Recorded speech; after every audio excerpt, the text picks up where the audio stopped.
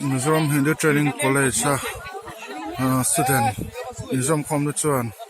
an principal Dr. Louis Saunar ban Putin apisakai tur an dang mek atuna hian voin hi April ni lai ni oni thum ni lai ni ania hian college ajo ko puchung college sang zirlai fuai tu te po in heun hi an man puya ti hian an principal hi office a local takin tin an college pan na konga an lo dang ani ti hian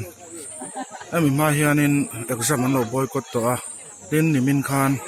na press conference na in an principal an du lo thu hi Mizoram mi pui siata an lo pon suak to a voin hian ti hian atakalan tir le in principal office kai to hi an dang le ani tun thlang chom principal hian in college ala ron thleng lawa enge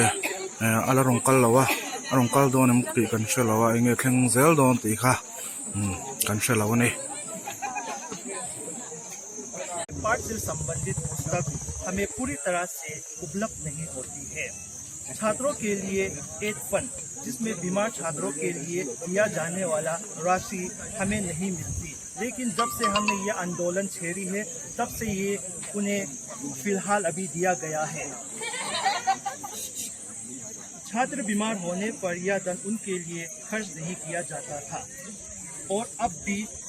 उन कई छात्रों को अपनी ये घोटाला छुपाने के लिए 3-4 छात्रों को अभी तुरंत उनको ये राशि उपलब्ध किया गया है। हमारे परीक्षा 33